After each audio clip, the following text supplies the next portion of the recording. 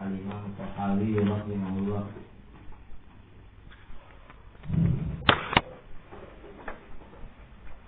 Wa man wasafallaha, wa man, dan barang siapa wasafallaha, mensifati Allah bimakna, dengan suatu makna, min ma'anil bashar, dari makna-makna manusia, faqad kafara, maka dia telah kufur. Paham seperti ini? Paham ini?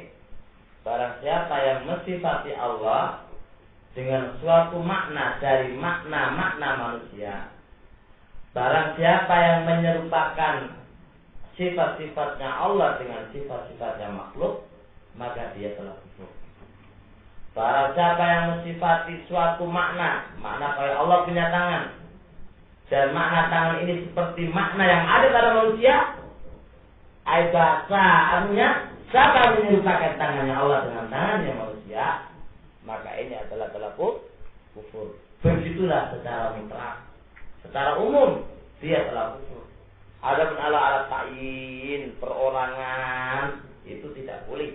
Harus perlu kaidah-kaidah yang kita baca kemarin. Faman absara hada, maka barang siapa yang mau melihat maka dia akan mengambil ibrah. Maksudnya, barang siapa yang mau melihat ini antara sifatnya Allah dengan sifatnya makhluk, dengan pandangan secara penuh keinsafan, tidak ngawur dan yang lainnya, tentu dia akan bisa membedakan. Hada mana? Faman absara hada ihtabara. Bagaimana tangannya Allah dengan tangannya makhluk? Bagaimana tertawanya Allah dengan tertawanya makhluk? Dan bagaimana wajahnya Allah dengan wajah makhluk? Ada kata dia mau melihat dengan penglihatan yang penuh dengan keinsafan, penuh dengan tadabbur dan yang lainnya, maka dia akan bisa mengambil ibrah. Ternyata berbeda. Bagaimana enggak berbeda zatnya Allah dengan zatnya makhluk, khalik dan makhluk, kok dikatakan berbeda, kalau dikatakan sama. Sebagaimana kakinya manusia dengan kakinya hewan, apa sama? Enggak sama, Pak? Padahal sama-sama makhluknya. Min aula antara apa? Antara khalik dengan makhluk. Apakah sama wajahnya anta ya ayyul musyabbi? Apakah wajahnya anta sama dengan wajahnya kelak? Foto berapa? Mirip dia, tapi tak mau dia. Karena tidak tahu wajah lu, dia tak mau dia. Hada bainul khaliq wal makhluk, maka min babil aula antara khaliq dan Allah Subhanahu wa taala.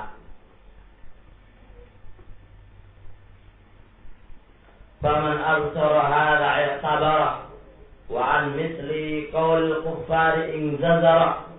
Dan barang siapa yang, dan dari semisal perkataan orang-orang kufar, maka dia akan ingzazara, maka dia akan berhenti dari itu. Barang siapa yang mau memperhatikan semisal perkataan orang-orang kufar begini-begini, insya Allah dia akan berhenti. Berhenti insya Allah. Karena orang kufar mengatakan apa? In hadza illa qaulul bashar. Al-Quran apa? Dikatakan dengan manusia. Dan mereka mensifati Al-Quran seperti kalanya makhluk dan yang lainnya. Ada kata mereka mau mikir, ternyata atas bimusabbi, penyerupaan itu model-modelnya orang-orang kafir. Ketika di zamannya Nabi kita Muhammad SAW, insya Allah dia akan akan berhenti dari perbuatan dia tasbih tadi. Insya Allah akan berhenti. Insya Allah akan berhenti. Jadi barang siapa yang penuh memperhatikan soal perbedaan Allah dengan makhluk, insya Allah dia akan mengambil ibrah. Dan barang siapa yang memperhatikan juga omongannya orang-orang kufar yang dulu mencerca Allah, mencerca kalamullah, dicerca bersamakan dengan makhluknya, maka insya Allah dia akan berhenti dari omongan itu. Setelah itu wa'alima annahu bisifatihi laisa kal bashar. Setelah itu dia akan mengetahui annahu bahwasanya Allah bisifatihi, dengan sifatnya Allah, laisa kal bashar, tidaklah sama dengan manusia, tidak sama dengan manusia. Paham ini Qasim, paham? Paham Qasim? Kita ini jelas. Wala naqulu fi fillah, Dan kita nggak boleh berkecimpung dalam masalah Allah. Wala numari fi dinillah. Dan kita nggak boleh mendebat dalam masalah agama Allah. Maksudnya ini, kita tidak boleh berkecimpung di dalam masalah Allah, di dalam zatnya Allah dan kaifiahnya sifatnya Allah. Kita sudah imani saja Allah itu punya tangan. Ente nggak usah berkecimpung piye tangane Allah. Di situ nggak usah. Harus sudah seperti itu. Kita tidak boleh berkecimpung dalam zatnya Allah, fi zati Allah. Bagaimana zatnya Allah? Cukup iman lahir, cukup, nggak usah kelak. Dan kita nggak boleh juga berkecimpung di dalam sifat-sifatnya Allah. Nggak boleh. Itu mau dijebuk. Wes mentakwilkan ini, ingin tahu bagaimananya Allah, bagaimana turunnya Allah. Wes muluk-muluk lagi. Nggak usah seperti itu. Al-Sunnah wis cukup iman wa taslim. Hakada asal di dalam agama Islam itu hanya istislam, tunduk dan pasrah terhadap apa yang Allah hadirkan dan Rasulullah hadirkan. Wis kalau nyeleneh. Ada maksud. Wala numari fi dinillah, dan kita nggak boleh membantah, ya memperdebatkan di dalam agamanya Allah. Zobit ketentuan debat yang diharamkan, yang tercela adalah debat perkaranya udah jelas, kemudian dia mendatangkan sesuatu syubhat atau semisalnya, tujuannya untuk membela dirinya atau untuk mengalahkan orang yang di debatnya. Itu jenenge debat yang tercela, yang dilarang oleh Ahlussunnah wal Jamaah. Jadi perkara Quran itu jelas ngene, jelas jelas. Dia ingin berdebatkan lagi, dalam artian ingin membela dirinya dengan menyebarkan sumber-sumber yang ada. Yang nomor 2, untuk mengalahkan musuhnya biar terlihat jatuh di hadapan orang lain. Ini jenenge debat yang tidak diajar oleh Islam. Makanya kalau ente mau debat tujuannya mengalahkan itu tujuan sing elek. Gak tepat itu. Debat itu bukan tujuannya untuk itu. Debat itu hanya menampakkan al-haq, itu takwai. Tidak ada istilah mengalahkan, gak ada menang dan kalah kok judi. Judi lah orang menang kalah dan kalah ya. Sekar dominoan itu orang menang atau kalah. Kalau masalah dalam dinillah tidak ada istilah menang dan kalah. Wis, itu tidak ada. Wis, kalau ada kata itu Quran, wis trimohon apa adanya trimohon. Enggak usah direkayasa sehingga untuk memenangkan jiwa ente, memenangkan diri ente, supaya ente tidak wibawa ente, supaya ente enggak kalah. Agama bukan memegang wibawa atau mahkota atau apa, tidak. Agama enggak mengajarkan seperti itu. Kalau ada kata itu keliru, maka ngomonglah keliru. Tidak ada istilah mahkota anta itu akan jatuh ke orang lain, tidak ada.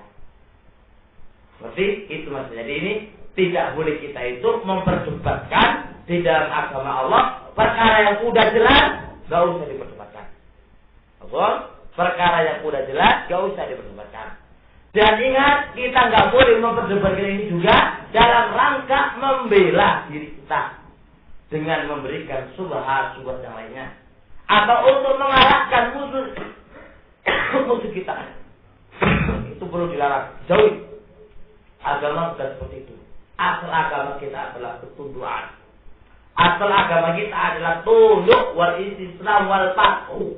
Gak usah ada istilah seperti itu.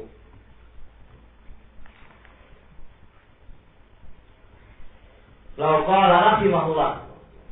Sekarang ada istilah. Lau qala rahimahullah, andai kata Imam Tahawi itu berkata, wala nahudu, tidak boleh kami itu berkecimpung fi kaifiyati dzatillah, dalam hal membagaimanakan zatnya Allah. Wala fi kaifiyati sifatillah, dan tidak boleh membagaimanakan sifat Allah. Beda nggak ungkapan Imam Tahawi dengan salah? Lain kan? Kalau Imam Tahawi mengungkapkan apa? Wala nahudu fi fillah, kita nggak boleh berkecimpung pada Allah. Nah, ini kan gitu kan. Andai kata diungkapkan dengan bahasa lain, kita nggak boleh berkecimpung dalam hal membagaimanakan zatnya Allah dan membagaimanakan sifat Allah, tentu lebih pas dan lebih bagus. Kalau Salman, lakana aula ini lebih pas, ungkapannya itu lebih pas, lebih bagus. Dalam rangka apa? Syar'an, untuk membendung lisubhatil mufawwidhah, terhadap subhatnya mufawwidhah. Baik mufawwidhah, maksudnya apa? Menyerahkan maknanya kepada Allah. Kalau dikata kita nggak boleh berkecimpung pada Allah, berarti maknanya juga nggak usah berkecimpung. Ya. Makanya kalau diberi kita nggak boleh berkecimpung pada bagaimana keadaannya Allah dan bagaimana sifat Allah, tentu lebih pas untuk membendung syubhatnya orang-orang mufawwidhah. Bagaimana orang-orang mufawwidhah itu? Orang-orang yang menyerahkan makna itu kepada Allah. Yahi, apa artinya tangan? Ma'adri yahi. Apa artinya dun? Yahi, apa artinya wajah? Ma'adri yahi. Allah yang tahu. Apa tangan? Ma'adri. Tangan itu apa? Apa itu wajah? Gak ngerti. Diserahkan kepada itu jadi mufawwidhah. Lah, kalau ada kata kita baca wala nakhulu billah, kita enggak boleh berkecimpung pada Allah, nanti dipakai Allah batu catat al-mufawwidhah, ente dari al-sunnah saja seperti itu. Jadi itu kita enggak boleh berkecimpung pada Allah, lah sifatnya wala maknanya wala enak malah sunnahnya mereka gitu. Makanya supaya lebih jauh dari sunnahnya mereka dipakai tambahan kan kaifiyatnya seperti ini, insyaallah. Alladzina yufawwidun, yang mana mereka itu menyerahkan al-kalama, yaitu kalam pembahasan fi ma'ani sifatillah, bersamaan dengan makna sifat-sifatillah, ma kaifiyatillah disertai dengan kaifiyahnya. Ingat, kalau mufawwidhah sak maknai diserahkan kepada Allah, sak kaifiyah diserahkan kepada Allah. Bagaimana al-sunnah? Al-sunnah membedakan. Kalau kaifiyahnya diserahkan kepada Allah, kalau maknanya apa? Mulai dari Allah, ya kita pahami. Tangan ya tangan, ya wis.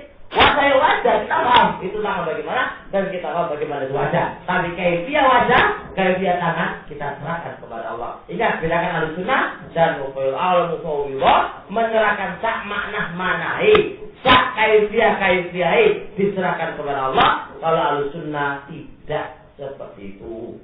Mereka ini la yufarriquna, enggak bisa membedakan bainal makna wal kaifiyah, antara makna dan kaifiyah di dalam masalah tafsir. Makna ya padha, kaifiyah ya padha, makanya diserahkan kepada Allah. Kama bayyana sabiqah, sebagaimana kami jelaskan dahulu wis lewat penjelasan ini.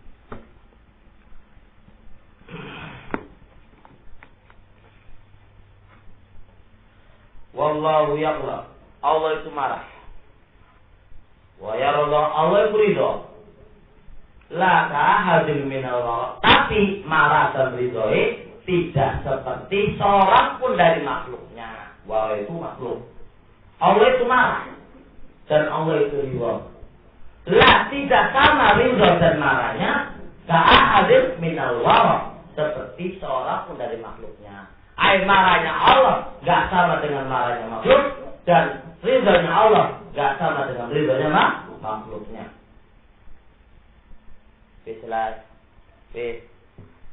Soal Abidin, saya nggak tahu ridho itu artinya apa. Lah kaifiyahnya ridho. Profesor dia